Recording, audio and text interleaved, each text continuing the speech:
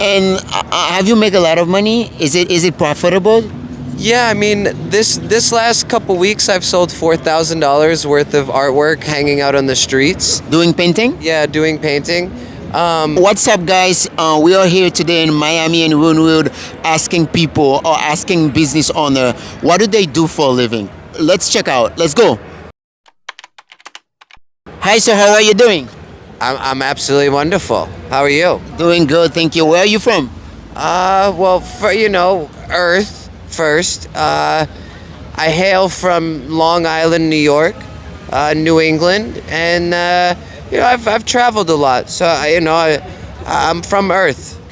Why did you move from New York to Miami? I don't live in Miami. I was just here for 3 months to take care of my well-being. Earn some money and sell some artwork, connect with people, do a little bit of work, and then go to Sweden to go see my son. Yeah. And what do you do for a living? What do I do for a living? I face my shadow. I face the demons inside me. This is what I do for a living. What I do for a living is make the unconscious conscious. And I do that through painting. So, yeah. What was the paints? What do you do? My paintings are right here.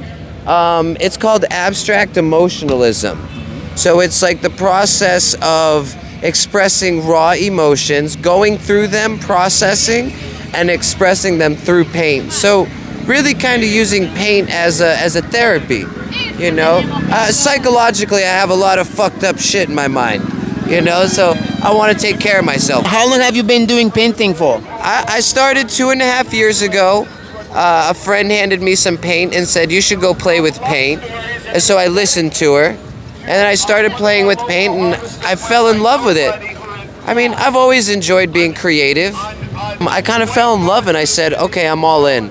Through sickness, through health, through wealth or poor, I want to do this all my life, no matter if I'm not able to do film or acting or all the other things that I wanted to do. I was willing to make that commitment with painting. Yeah. And what is the best advice for people out there who wanna become a painter or who wanna do painting? Just give yourself permission to play. Give yourself permission to be bad at it. Give yourself permission to explore. Give yourself permission to study other YouTube videos on abstract. You don't have to have technical skills. And matter of fact, I think it's better that you don't have technical skills, because does a child have technical skills? No. It just plays and it creates beautiful things, and I think that's the essence that we want to keep within us. And so anyone that wants to play, it's like, you're curious, just play. Mix these colors, do this, write a line, write some words, work on multiple pieces at one time. Tickle that ADHD mind, that polymathic mind. Just give yourself permission to play and be free and be soft with yourself. I think a lot of us demand a lot from ourselves, and I think it's better to be soft. Be great for yourself, but don't be so harsh on yourself. Just play with paint. Play.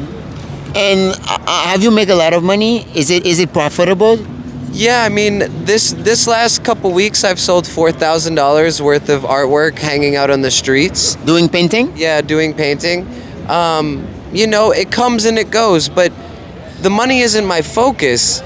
My focus is getting to know myself, and then that pays. Don't get me wrong, sometimes it's hard, but the only reason things are hard is because my mind is making it hard. So that has everything to do with me and nothing to do with anyone else. So, my last 2.5 years just living off of painting, it's been hard, but it's been so rewarding. And some of the most rewarding things that I've received has nothing to do with money, but being given a home, given food, connecting with people, the lessons that I've learned about myself and trusting that I'm doing what I'm meant to do. So yeah, I mean, it's good money. I know I'm gonna make, my chips are in the future. I foresee a very, very, very beautiful life that I'm able to live.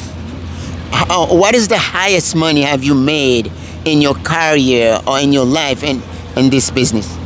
In total, in the last 2 years selling artwork, maybe like 30,000, 30,000, 35,000. A year or a month? No, in total, in like two and a half years, more or less. But I live with nothing, so I can do what I love doing. So I have to make what people would call sacrifices, but I have to make conscious choices because I know for myself that I see that everything has a cost. And so I want to be aware of that cost as much as I can be. So if I get to do what I love, that means I'm going to have to sacrifice some stuff and live with very little, have to take showers out of a bucket, be very cautious, hustle, grind, and keep showing up and constantly be painting. Like I'm great at what I do because I've shown up and I show up every day. A real painter shows up once a day to touch his canvas or her canvas, at least once a day. So, like painting is my medicine. So, and I get to do that and I get paid off of it and I get invited places. Like I just started. Like I'm gonna be honest with you. It's not easy and it's not for the faint of heart at all. It's challenging as fuck, bro, but it's what I have to do. I have to do this. Do you think someone should be able to do paint like that as a living? Yeah, I think what I think is possible is for you to be able to, the individual, for you to be able to find what you love and find the way to make that create the life that you dream of. I feel that it's really just the intention that you put upon anything that you would like to do, and to know your why and be honest with yourself. If your why is to be famous and to be seen and to be heard, that's fine.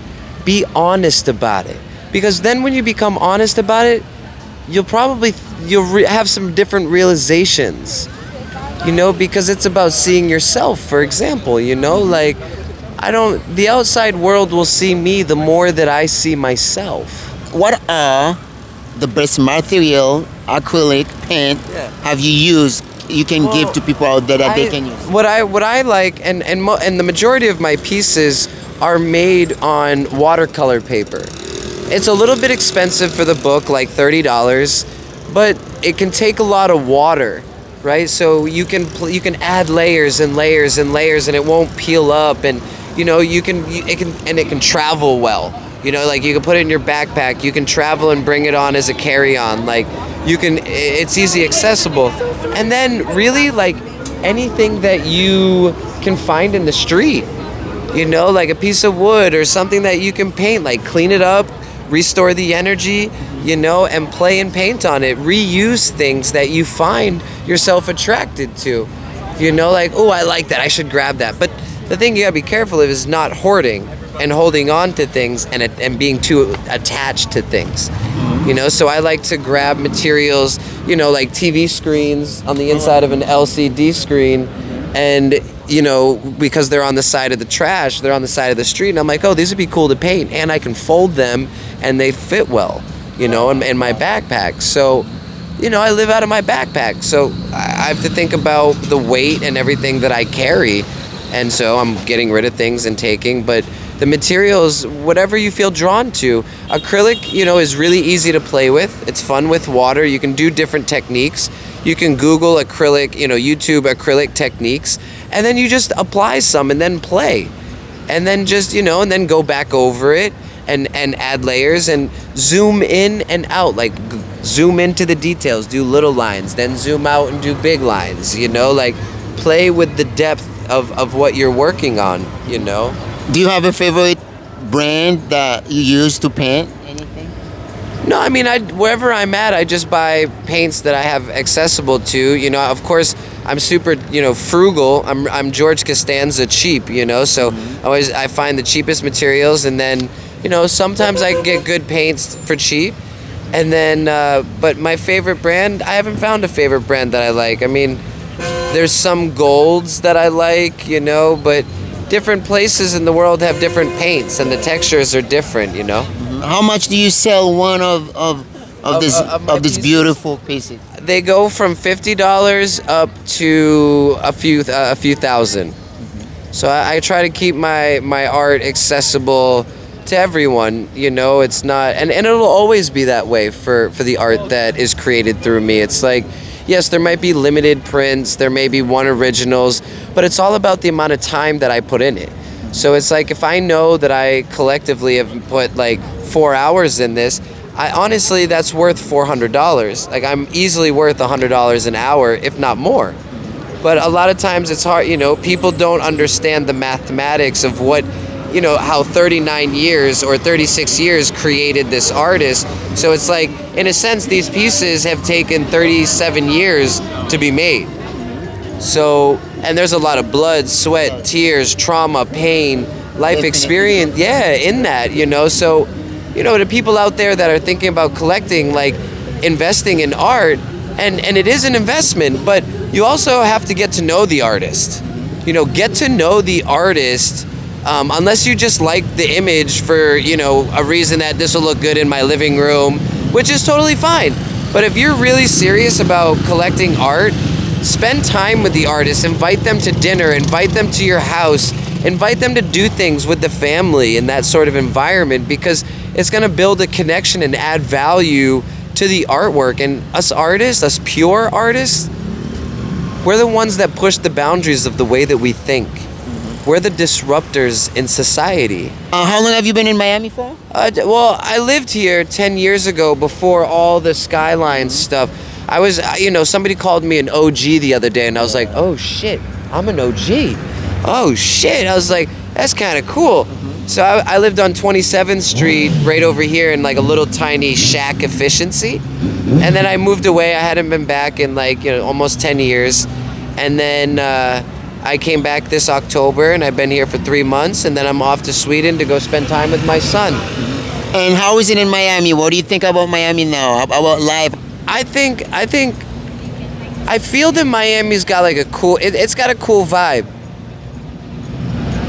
There's a lot of superficiality. There's a lot of people trying to fit in.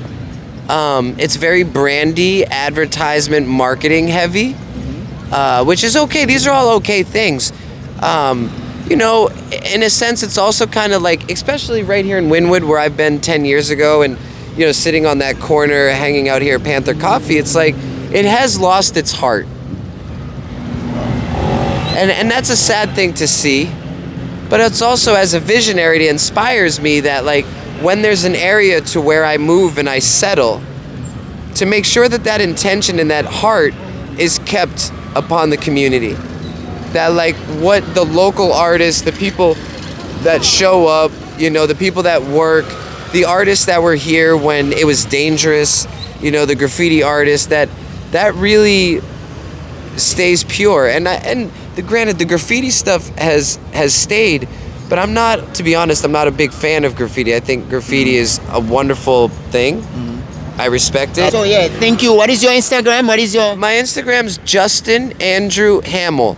Camel, but with an H. Hamel. Justin Andrew Hamel.